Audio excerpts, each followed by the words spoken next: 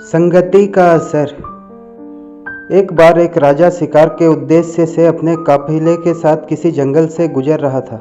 दूर दूर तक शिकार नजर नहीं आ रहा था। वे धीरे धीरे घनघोर जंगल में प्रवेश करते गए। अभी कुछ दूर गए थे कि उन्हें कुछ डाकुओं के छिपने की जगह दिखाई दी। जैसे ही वे उसके पास पहुंचे कि पास के पेड़ पर बैठा तोता बोल पड़ा, पकड़ो पकड़ो, एक राजा आ रहा है। इसके पास बहुत सारा सामान है, लूटो लूटो, जल्दी आओ जल्दी आओ। तोते की आवाज़ सुनकर सभी डाकू राजा की ओर दौड़ पड़े। डाकुओं को अपनी ओर आते देखकर राजा और उसके सैनिक दौड़कर भाग खड़े हुए। भागते भागते कोसों दूर निकल गए। सामने एक बड़ा सा पेड़ दिखाई दिया। कुछ देर सुस्ताने के लिए उस पेड़ के पास चले गए। जैसे ही पेड़ के पास पहुंचे कि उस पेड़ पर बैठा तोता बोल पड़ा, आओ राजन, हमारे साधु महात्मा की कुटी में आपका स्वागत है।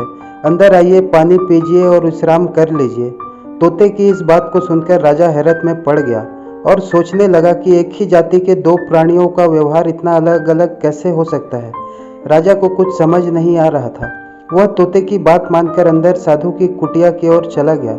साधु महात्मा को प्रणाम कर उसके समीप बैठ गया और अपनी सारी कहानी सुनाई और फिर धीरे से पूछा, ऋषिवर, इन दोनों तोतों के व्यवहार में आखिर इतना अंतर क्यों है? साधु महात्मा धैर्य से सारी बातें सुनी और बोले, ये कुछ नहीं राजन, बस संगति का असर है। डाकुओं के साथ रहकर तोता भी डाकुओं की तरह व्यवहार करने लगा है और उनकी ही भाषा बोलने लगा है। अर्थात जो जिस वातावरण में रहता है वह वैसा ही बन जाता है।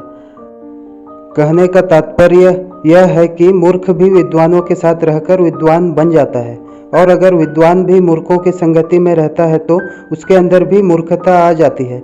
इसीलिए हमें संगति सोच समझकर करनी चाहिए।